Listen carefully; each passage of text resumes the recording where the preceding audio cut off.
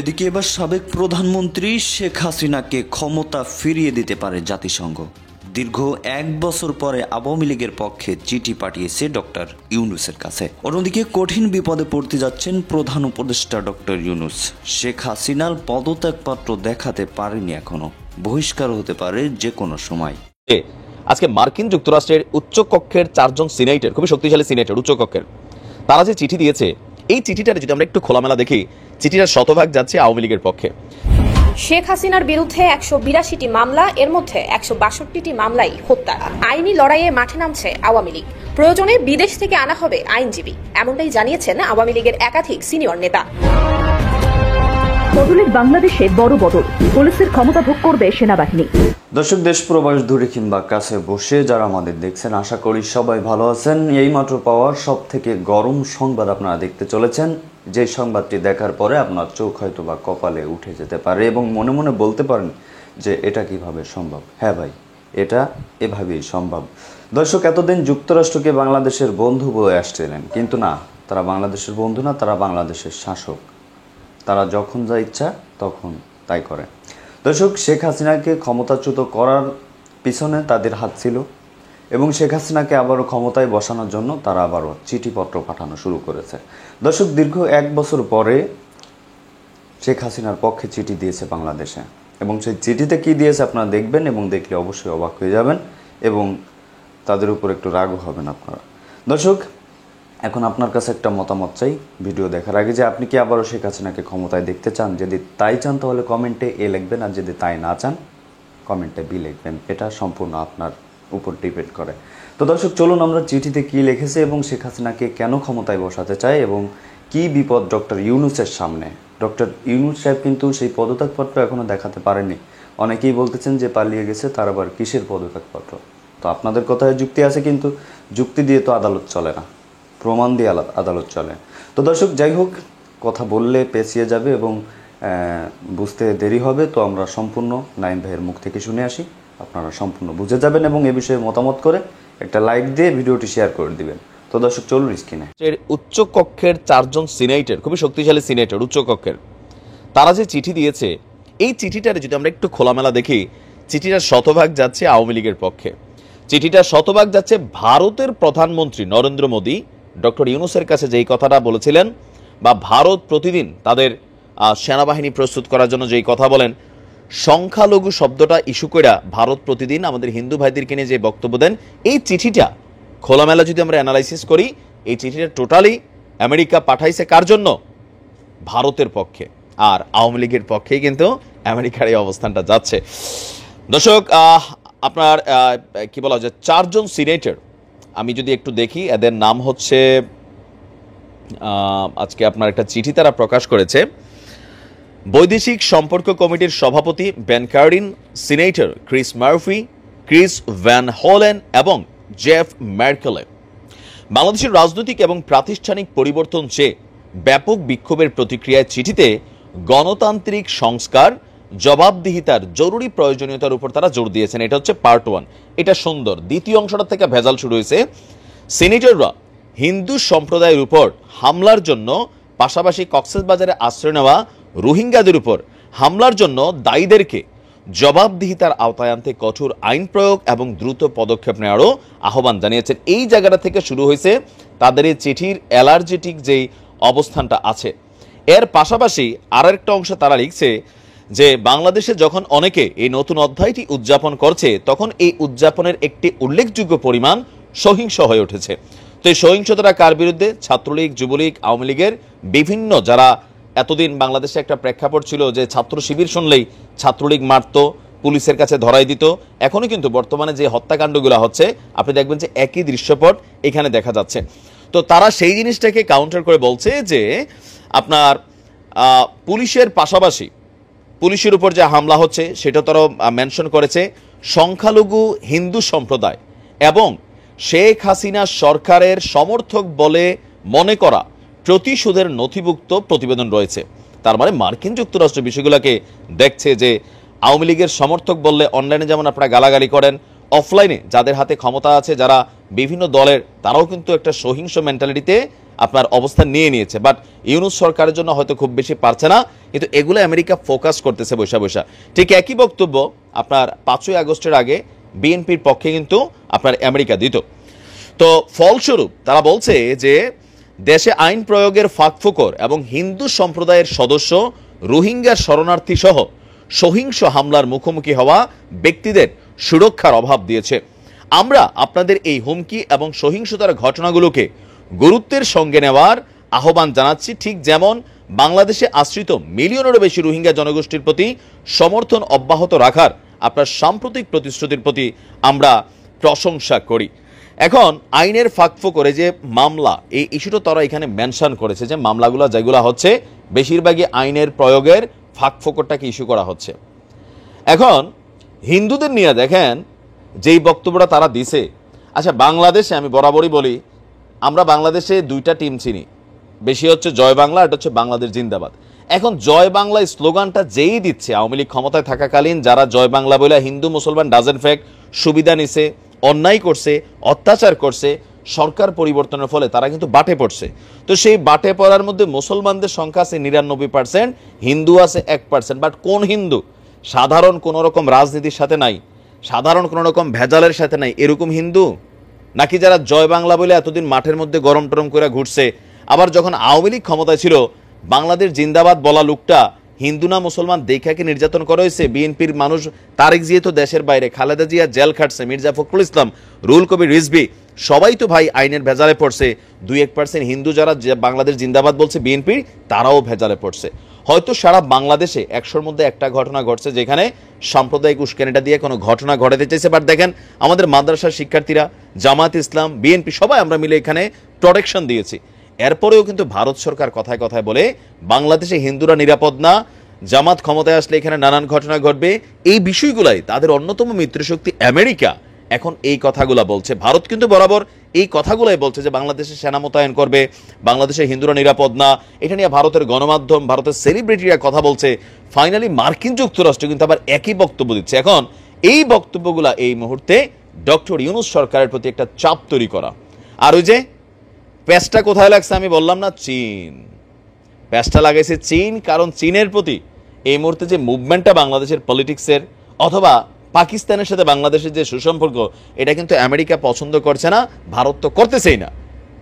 ভারত মুখে না বললেও এখন এই কথাগুলা আমেরিকা বলা শুরু করছে। আর এই প্রত্যেকটা জিনিসের পলিটিক্যাল অ্যাডভান্টেজ আপনি যদি দেখেন, এটা আওয়ামী লীগের পক্ষে যাবে। এখন মার্কিন যুক্তরাষ্ট্র আসলে কারো বন্ধু না। এরা চায় একটা দেশের মধ্যে দুইটা টিম বানাবে, একটা টিমের দিয়ে আরেকটা টিমের সাথে গুতাগুতি লাগাই রাখবে, আর এরা দূর থেকে এসে মাতব্বরগিরি করবে। এটাই হচ্ছে বাস্তবতা। ভালো থাকুন। কয়েকদিনে যে ঘটনাগুলো ঘটেছে তাতে অন্তর্বর্তীকালীন সরকার একদিকে প্রশ্নবিদ্ধ হয়েছে, বিতর্কিত হয়েছে, অন্যদিকে সরকারের জন্য নতুন বিপদের আলামত দেখা যাচ্ছে। ঢাকা বিশ্ববিদ্যালয় এবং জাহাঙ্গীরনগর বিশ্ববিদ্যালয়ে দুটো নৃশংস বর্বরচিত হত্যাকাণ্ড সংঘটিত হয়েছে। প্রায় একই সময় খাগড়াছড়ির দিঘি নালায় বাঙালি এবং পাহাড়িদের মধ্যে সংঘর্ষ শুরু হয়েছে। সেখানে এখন পর্যন্ত 4 জন নিহত হয়েছেন, শতাধিক আহত হয়েছে, পাহাড়িদের বাড়িঘর জ্বালিয়ে দেওয়া হয়েছে এবং এটা খাগড়াছড়ি থেকে এখন 3টি পার্বত্য জেলায় ছড়িয়ে পড়েছে। 72 ঘন্টার অবরোধ চলছে এখন সেখানে। এবং গতকাল শুক্রবার জুমার নামাজের সময় বাইতুল মোকাররম মসজিদের ভেতরে দুপক্ষের সংঘর্ষ হয়েছে। 5ই আগস্টের পর যে খতিব পালিয়ে গিয়েছিলেন তিনি ফিরে এসেছেন এবং তিনি দলবল নিয়ে ফিরে আসার চেষ্টা করেছিলেন। সেখানে সাধারণ মুসল্লিদের সাথে তাদের সংঘর্ষ হয়েছে। এই প্রত্যেকটি ঘটনা অন্তর্বর্তীকালীন সরকারের জন্য মহাবিপদের আলামত। কেন বলছি সেই আলোচনায় আসবো, তার আগে সাম্প্রতিক সময়ের কয়েকটা ঘটনার দিকে আলোকপাত করা প্রয়োজন। সর্বশেষ ঘটনা দিয়ে শুরু করে আমরা নিশ্চয়ই ইতিমধ্যে জেনে গেছি, শাহজালাল বিজ্ঞান এবং প্রযুক্তি বিশ্ববিদ্যালয় বৈষম্যবিরোধী ছাত্র আন্দোলনের সমন্বয়করা বিশ্ববিদ্যালয়ের প্রভিসি, প্রক্টর এবং শিক্ষকদের শপথ পড়িয়েছে। ভিডিওতে পরিষ্কার দেখা গেছে একটা স্ক্রিপ্টেড শপথ পড়ানো হচ্ছে। মোবাইল দেখে একজন সমন্বয়ক সেটা পড়ছেন এবং তার সাথে সাথে সুর মেলাচ্ছেন বিশ্ববিদ্যালয়ের প্রভিসি, প্রক্টর এবং শিক্ষকরা। অথচ পরবর্তীতে যখন গণমাধ্যম কর্মীরা তাদের সাথে যোগাযোগ করেছেন তারা সেটা স্বীকার করেননি। ঠিক যেমনটা আমরা দেখেছি ছাত্রলীগের সাফাই গাইতে বিশ্ববিদ্যালয়ের প্রশাসন এবং বিশ্ববিদ্যালয়ের শিক্ষকদের, ঠিক একইভাবে বৈষম্য বিরোধী ছাত্র আন্দোলনের সমন্বয়কদের পক্ষে আমরা সাফাই গাইতে দেখছি শাহজালাল বিজ্ঞান এবং প্রযুক্তি বিশ্ববিদ্যালয়ের প্রভিসি, প্রক্টর এবং শিক্ষকদের, যারা শপথ পড়েছেন বৈষম্য বিরোধী ছাত্র আন্দোলন অর্থাৎ ছাত্রদের কাছে যারা শপথ করেছেন তাদেরকে। যে মেরুদণ্ডহীন বিশ্ববিদ্যালয় প্রশাসন এবং বিশ্ববিদ্যালয় শিক্ষকদের আমরা দেখেছি আওয়ামী লীগের শাসনামলে, ঠিক একই প্রতিচ্ছবি আমরা এখন দেখতে পাচ্ছি। পরিষ্কার দেখা যাচ্ছে ভিডিওতে স্ক্রিপ্টেড একটা শপথ তাদেরকে পড়ানো হচ্ছে, কিন্তু পরবর্তী তারা সেটা স্বীকার করছে না এবং তারা বৈষম্য বিরোধী ছাত্র আন্দোলনের সমন্বয়কদের পক্ষে সাফাই গাইছে। ঠিক এমনটাই আমরা দেখেছি ছাত্রলীগের সাথে বিশ্ববিদ্যালয়ের প্রশাসন এবং বিশ্ববিদ্যালয়ের শিক্ষকদের ক্ষেত্রে। কিছুদিন আগে ডিসি নিয়োগের সময় সচিবালয়ে বসে থেকে বৈষম্য বিরোধী ছাত্র আন্দোলনের একজন সমন্বয়ক তালিকা করছিলেন এবং সেই তালিকা অনুযায়ী নাকি ডিসিদের নিয়োগ দেওয়া হয়েছে। যে 56 জনের তালিকা তৈরি করা হয়েছিল তার মধ্যে ছাত্রলীগের পোস্টেড নেতাকর্মী, যারা একটা সময় ছাত্রলীগ করেছেন, ছাত্রলীগের নেতাকর্মী হিসেবে যারা পোস্টেড ছিলেন, তারা পরবর্তীতে সরকারি চাকরিতে এসেছেন, তারাও রয়েছেন সেই তালিকায়। কিন্তু এই তালিকাটা অ্যাপ্রুভ করছে একজন বৈষম্য বিরোধী ছাত্র আন্দোলনের সমন্বয়ক। এমনকি গণমাধ্যমে তিনি সেটা স্বীকারও করেছেন। সেই মন্ত্রণালয়ের সচিব পর্যন্ত স্বীকার করেছে বৈষম্য বিরোধী ছাত্র আন্দোলনের সেই সমন্বয়ক বিভিন্ন সময় সচিবালয়ে আসেন এবং তার নির্দেশনা অনুযায়ী, তার সাজেশন অনুযায়ী মন্ত্রণালয় কাজ করে। প্রশ্ন তৈরি হতেই পারে, বাংলাদেশে এখন কয়টা সরকার কাজ করছে? পাওয়ার সেন্টার আসলে কয়টা? ঢাকা বিশ্ববিদ্যালয় এবং জাহাঙ্গীরনগর বিশ্ববিদ্যালয়ে যে দুটো বর্বরচিত হত্যাকাণ্ড সংঘটিত হয়েছে, এর মধ্যে জাহাঙ্গীরনগর বিশ্ববিদ্যালয়ে 4 জন ছাত্রদল নেতা এবং একজন বৈষম্য বিরোধী ছাত্র আন্দোলনের সমন্বয়কের নাম এসেছে, যদিও তাকে বহিষ্কার করা হচ্ছে পরবর্তীতে। কিন্তু এই ঘটনায় তো আমরা দেখেছি একটা সময় ছাত্রলীগের কোনো নেতা যদি কোনো অপকর্মে জড়িত হন, তখন ছাত্রলীগের পক্ষ থেকে বলা হয়েছে ব্যক্তির দায়, কোনো একজন নেতা বা কর্মীর দায় সংগঠন নেবে না এবং তারপর তাকে সংগঠন থেকে বহিষ্কার করা হয়েছে। ঠিক একই চিত্র কি আমরা এখন আবার দেখতে শুরু করেছি? এই লক্ষ্যেই কি হাজার হাজার মানুষ জীবন দিয়ে এই বিপ্লব বা গণঅভ্যুত্থান যেটাই বলি না কেন সেটা সংগঠিত করল? নতুন বাংলাদেশের যে স্বপ্ন দেখছি, সেই বাংলাদেশে ছাত্রলীগ কিংবা আওয়ামী লীগ ঠিক যে চরিত্রের আমরা দেখেছি অবয়ব, ঠিক একই অবয়বকে আমরা আবারও দেখতে চাই। সুতরাং বৈষম্য বিরোধী ছাত্র আন্দোলনের যে সমন্বয়কের নাম জাহাঙ্গীরনগর বিশ্ববিদ্যালয়ের এই নৃশংস হত্যাকাণ্ডের সাথে উঠে এসেছে, তাকে শুধুমাত্র সংগঠন থেকে বহিষ্কার করলেই চলবে না, সংগঠনকেও এর দায় নিতে হবে। ঢাকা বিশ্ববিদ্যালয়ে তফাজ্জল নামে মানসিক ভারসাম্যহীন যে মানুষটাকে, যে যুবকটাকে পিটিয়ে হত্যা করা হলো, যে নৃশংসতা কি বর্বরতা আমরা দেখেছি। নতুন করে বর্ণনা করবার কিছু নেই, আমরা প্রত্যেকেই জানি কি নৃশংস ঘটনা সেখানে ঘটেছে। এখন বলা হচ্ছে ছাত্রলীগের নেতাকর্মীরা এই ঘটনা ঘটিয়েছে। 5ই আগস্টের পর ছাত্রলীগের নেতাকর্মীরা ঢাকা বিশ্ববিদ্যালয়ের হলগুলোতে কিভাবে স্থান পেল, তারা সেখানে কিভাবে অবস্থান করছে? এখন বৈধভাবে হলের সিট বন্টন করা হচ্ছে। বাস্তবতা হলো বৈধ শিক্ষার্থীদের মধ্যে সিট বন্টন করা হলেও তাদের একটা এন্ডোর্সমেন্টের প্রয়োজন হচ্ছে। বৈষম্য বিরোধী ছাত্র আন্দোলন কিংবা শিবিরের ঢাকা বিশ্ববিদ্যালয়ের শাখার নেতাকর্মীদের এন্ডোর্সমেন্ট নিয়েই এই সিট বন্টনটা হচ্ছে। তাহলে ছাত্রলীগের নেতাকর্মীরা সেখানে কিভাবে অবস্থান করছে? ফলে এখন ছাত্রলীগের নেতাকর্মীরা বিতর্কিত করবার জন্য, সরকারকে বিতর্কিত করবার জন্য কিংবা বৈষম্য বিরোধী ছাত্র আন্দোলন কিংবা এই অভ্যুত্থানকে সামগ্রিকভাবে বিতর্কিত করবার জন্য এই নৃশংস হত্যাকাণ্ড সংগঠিত করেছে, এ কথা বলে দায় এড়ানোর কোনো সুযোগ নেই। প্রথম প্রশ্ন হলো তারা কিভাবে বিশ্ববিদ্যালয়ে এখন অবস্থান করছে, এবং দ্বিতীয় প্রশ্ন হলো শুধু কি তারাই সেখানে ছিলেন? এত শিক্ষার্থীকে আমরা দেখেছি ভিডিওতে, অনেককে তো আমরা দেখেছি, কেউ তাকে ঠেকাতে আসেননি। এবং সেখানে এখন যাদের এন্ডোর্সমেন্টের প্রয়োজন হয়, শিবিরের নেতাকর্মী কিংবা বৈষম্য বিরোধী ছাত্র আন্দোলনের নেতাকর্মী, কেউ কি সেখানে ছিলেন না? কিংবা এতগুলো সময় ধরে সেখানে 3 ঘন্টারও বেশি সময় ধরে সেখানে নির্যাতন চালানো হচ্ছে গেস্ট রুমে, এই খবরটা কি কেউ রাখেননি? ফলে এ দুটো প্রশ্ন কোনোভাবেই এড়িয়ে যাওয়া সম্ভব না এবং এই দায় শুধুমাত্র ছাত্রলীগের নেতাকর্মীরা পিটিয়ে তোফাজ্জলকে হত্যা করেছে সরকারকে বিতর্কিত করবার জন্য, এই অভ্যুত্থানকে বিতর্কিত করবার জন্য, বৈষম্য বিরোধী ছাত্র আন্দোলনকে বিতর্কিত করবার জন্য, এ কথা বলে দায় এড়ানোর কোনো সুযোগ নেই। এবং শুরুতেই বলছিলাম, প্রায় একই সময় বাইতুল মোকাররমে মসজিদের ভেতরে সংঘর্ষের ঘটনা ঘটেছে। এগুলো খুব ভালো কোনো আলামত না। স্বৈরাচার সরকারের বেশিরভাগ এমপি মন্ত্রী এখন পর্যন্ত দেশেই আছেন, কিন্তু তাদেরকে গ্রেফতার করা সম্ভব হয়নি। যে ঘটনাগুলো চারপাশে ঘটছে, এগুলোতে তাদের ইন্ধন আছে কিনা, এবং স্বৈরাচার সরকারের এই এমপি মন্ত্রী এবং তাদের দোসররা এই ঘটনাগুলো ঘটানোর চেষ্টা করছে কিনা, সরকারকে বিতর্কিত করার, দেশকে অস্থিতিশীল করার চেষ্টা করছে কিনা, সেটা অনেক বড় একটা প্রশ্ন। এবং সেটা যদি হয়ে থাকে তাহলে সরকার যে কোনো মুহূর্তে প্রচণ্ড রকম বিপদের সম্মুখীন হতে পারে। যে কয়েকজন পালিয়ে যেতে সক্ষম হয়েছেন তারাও এই সরকারকে বিতর্কিত করেছেন। বিশেষ করে সাবেক পররাষ্ট্রমন্ত্রী হাসান মাহমুদ কিভাবে দুবাই হয়ে বেলজিয়াম পর্যন্ত পৌঁছে গেলেন সেটা অনেক বড় একটা প্রশ্ন। এবং এই ঘটনা একদিকে যেমন সরকারকে তেমনি সেনাবাহিনীকেও বিতর্কিত করে, প্রশ্নবিদ্ধ করে। বৈষম্য বিরোধী ছাত্র আন্দোলন যেভাবে নিজেদের কর্তৃত্ব সব জায়গায় প্রতিষ্ঠা করার চেষ্টা করছে, তাতে একটা প্রশ্ন তৈরি হয়, এখন পাওয়ার সেন্টার কয়টা? ভারতে ডক্টর মনমোহন সিং যখন প্রধানমন্ত্রী ছিলেন তখন বলা হয়ে থাকে দুটো পাওয়ার সেন্টার ছিল। একটা পিএমও, প্রাইম মিনিস্টার্স অফিস, অর্থাৎ মনমোহন সিংকে কেন্দ্র করে যেটা, আর একটা পার্টি প্রেসিডেন্ট সোনিয়া গান্ধীকে কেন্দ্র করে। বাংলাদেশে কি ঠিক সেরকম পরিস্থিতি এখন বিরাজ করছে?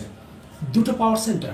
এবং সে সময় অনেক ক্ষেত্রেই বলা হয়ে থাকে পিএম অর্থাৎ ডক্টর মনমোহন সিংকে কেন্দ্র করে যে পাওয়ার সেন্টার তার চেয়েও বেশি শক্তিশালী ছিল পার্টি প্রেসিডেন্ট সোনিয়া গান্ধীকে কেন্দ্র করে যে পাওয়ার সেন্টার, সেটা বাংলাদেশে কি এখন ঠিক? তো দর্শক দেখলেন খুব গুরুত্বপূর্ণ প্রতিবেদন। যাই হোক, এতক্ষণ আমাদের সাথে থাকার জন্য বিশেষ করে আপনাকে ধন্যবাদ জানাই। দর্শক এতক্ষণ আমাদের সাথে দেখেছিলেন খুবই গুরুত্বপূর্ণ প্রতিবেদন জনাব সাকিব স্যারের মুখ থেকে। তিনি কিন্তু বলছিলেন সামনে কিন্তু অনেক বড় বিপদ আসতেছে, এবং যেই চিঠি দিয়েছে তাতে সম্পূর্ণই আওয়ামী লীগের পক্ষে এবং বাংলাদেশ হিন্দু তাদের পক্ষে। দর্শক এখন আপনি কি বলতে চান, আপনার মতামতটা কি অবশ্যই আমাদের জানান। শেখ হাসিনা যখন ক্ষমতায় ছিল তাকে বারে বারে চিঠি দিয়ে হুঁশিয়ারি করা হতো, এমনকি নির্বাচনের আগে তাকে পদত্যাগের কথা বলা হয়েছিল। এখন একটা বিষয় হচ্ছে যুক্তরাষ্ট্র দুমুখ ছাপ, যেটা সবাই বলে থাকে যে তাদের সাথে যাদের কথায় মিলমিশ থাকবে বা পড়বে তাদেরকেই তারা ক্ষমতায় দেখতে চাইবে, তাদের সাথে পড়বে না তাদের 12টা বেজে যাবে। শেখ হাসিনার সাথে পড়তো, তার ছিল, এখন হয়তো বা ডক্টর ইউনূসের সাথে যে কোনোভাবে একটু পড়তেছে না, তারপরে চিঠিপত্র পাঠানো শুরু করেছে। এটা প্রথম চিঠি, দেখা যাক পরবর্তীতে কী হয়। তো এতক্ষণ আমাদের সাথে থাকার জন্য ধন্যবাদ। আর হ্যাঁ, এতক্ষণ যারা লাইক দেন অবশ্যই লাইক দিয়ে আপনার মতামত করে সুন্দরভাবে একটা কমেন্ট করে এবং সাবস্ক্রাইব করে ভিডিওটি শেয়ার করে দিন। ধন্যবাদ এতক্ষণ আমাদের সাথে থাকার জন্য। আসসালামু আলাইকুম।